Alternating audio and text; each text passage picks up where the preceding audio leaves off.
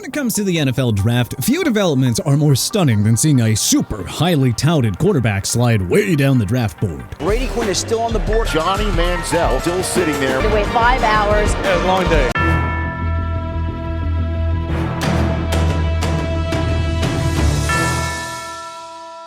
So with that, let's dive into the 10 worst quarterback draft slides in NFL history. Aaron Rodgers. It was about to become a dream come true for Aaron Rodgers. He was widely projected to be the #1 pick of the 2005 NFL Draft, and it was none other than his childhood team, the San Francisco 49ers, who owned the top selection. But in a mild surprise, the 49ers decided to take Utah quarterback Alex Smith with the top selection instead. Okay, sure. But I mean, come on. Rodgers wouldn't have to wait too much longer to be selected, right? Nope. Slowly but surely, Rodgers' name continued to drop further and further as other QB-needy teams surprisingly passed on the future Hall of Famer. Cameras focused on Rodgers throughout the draft, and it was hard not to feel sorry for him as he looked visibly distraught and confused. Finally, in a big-time stunner, the Green Bay Packers selected Rodgers with the number 24 selection. They already had Brett Favre behind center, and the Packer legend still had plenty of football left entering his age 36 season.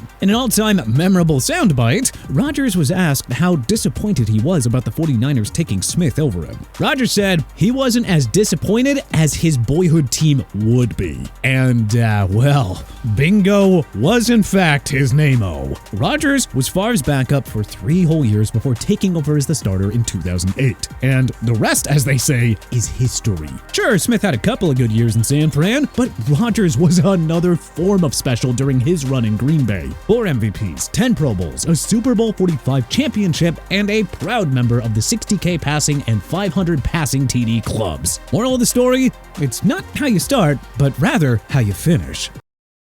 Shadur Sanders. It wasn't just Mel Kiper suffering from Shadur Sanders fever. Just about everybody projected Deion Sanders' kid to be an early first-round pick in 2025 after 2 excellent seasons with the Colorado Buffaloes. Some early 2025 mock drafts had Sanders going first overall, or at least in the top 10. Miami quarterback Cam Ward pulled himself away from Sanders and went first overall to the Tennessee Titans, of course. But Sanders still felt poised to go early in round 1, especially seeing how many teams still needed a quarterback.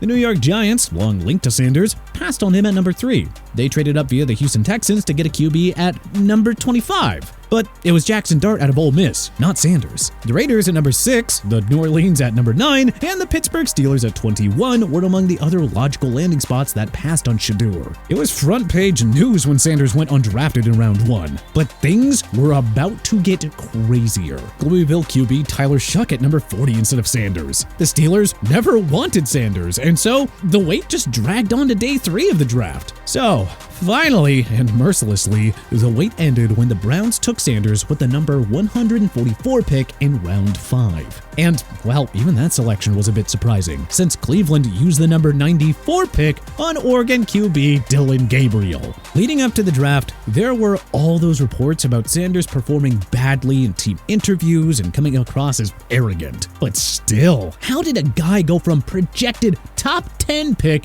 to the 5th round? Trust us, you will not see a QB draft slide as monumental as this one ever again. Brett Favre. The 1991 NFL Draft was considered pretty weak for quarterbacks. San Diego State product Dan McGuire and USC's Todd Marinovich were the only ones taken in the first round, and they didn't go until 16th and 24th overall respectively. Southern Mississippi's Brett Favre was also a highly touted QB, but his draft stock fell because of a hip injury.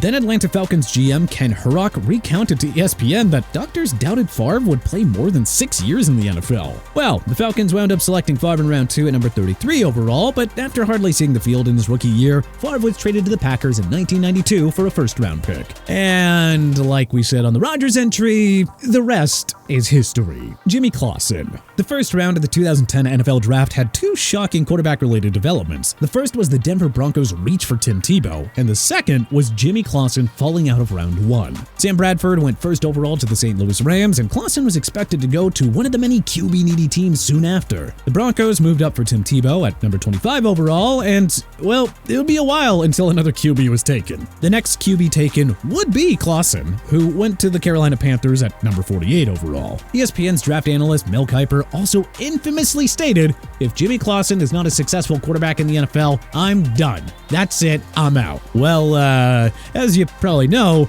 Kiper never actually left, but we now see why Clausen fell into the second round, as he lost 13 of 14 NFL starts and had 7 touchdowns against 14 interceptions. Whoop-de-doo, Basil. Chad Pennington. The 2000 NFL Draft was obviously defined by Tom Brady, a little-known Michigan QB who fell to the New England Patriots in round 6 at number 199 overall. Brady, of course, went on to become the greatest quarterback in NFL history. Pennington, though, was a star QB for Marshall that was the consensus top signal caller entering the draft. Even though there were plenty of quarterback-needy teams, Pennington didn't go until 18th overall to the New York Jets. The fall was one of the many stunners of the 2000 draft. I think you look at Chad Pennington, cerebral approach. It's amazing they lasted this long. Now, of course, he was no Tom Brady, but still, Pennington carved out a stellar career nonetheless. He won 2 Comeback Player of the Year awards in a 3-year span, with the New York Jets in 2006 and the Miami Dolphins in 2008. Pennington also helped the Jets to 3 playoff appearances and the Dolphins to a surprise AFC East Division crown. Gino Smith. There is a case to be made that the 2013 NFL Draft is the worst ever for quarterbacks. Now that said, West Virginia QB Gino Smith was the consensus top quarterback and widely expected to be a first-round pick. Gino Smith still waiting to be drafted. He might slip out of this first round. Surprisingly, Florida State product E.J. Manuel was the only QB to go in round 1 at number 16 to the Buffalo Bills. The first quarterback taken is not Gino Smith. It's E.J. Manuel. Smith wouldn't be taken until round 2 at number 39 overall by the New York Jets, who were on their last thread with Mark Sanchez. Smith showed some potential as a rookie in 2013, but was unable to build off that success. He spent 2015 to 2021 as a backup QB, only to be thrust into the Seattle Seahawks starting role after the Russell Wilson blockbuster trade. Smith, of course, found his home in Seattle and led them to a surprise playoff appearance en route to Comeback Player of the Year honors. Will Levis. Entering the 2023 NFL Draft, Alabama's Bryce Young and Ohio State's C.J. Stroud were considered the 2 best quarterback prospects. Most agreed that Florida's Anthony Richardson was number 3, but that Kentucky's Will Levis wasn't far behind in terms of talent and NFL readiness. As most expected, Young and Stroud went 1st and 2nd overall to the Carolina Panthers and Houston Texans. The Indianapolis Colts took Richardson 3rd overall, and Levis presumably wouldn't be that far behind, right? I mean, come on, right? Many thought that the Las Vegas Raiders would take Levis in the 7th spot, but instead they took Texas Tech defensive end Tyree Wilson. Well, okay, well, what about the Tennessee Titans at number 11?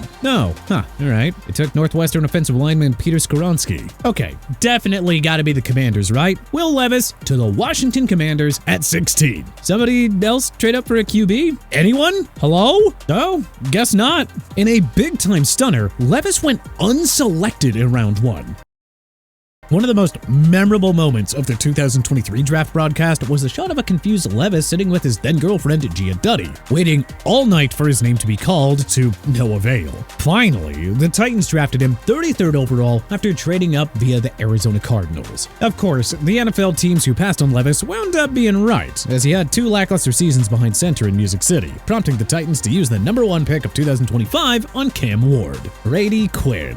Very similar to Shadur Sanders, Quinn was expected to be an early first-round pick with an outside shot of going number 1 overall to the Oakland Raiders. In a franchise-killing move, though, the Raiders drafted future bust Jamarcus Russell with said pick. 3 years from now, you could be looking at a guy who's certainly one of the elite top 5 quarterbacks. Skill level that he has is certainly John Elway-like. The Browns ended Quinn's surprising weight and fall when he went 22nd overall. But like Johnny Manziel, Tim Couch, and Brandon Weeden, Quinn's career was destroyed early on a dysfunctional Browns franchise. Question you have to ask yourself here if you're a Detroit Lion fan, why not a quarterback? Why not Brady Quinn here? Brady Quinn's perfect for the Detroit Lions. Boomer Esiason. As expected, Esiason was the first quarterback taken in the 1984 NFL Draft. But the catch?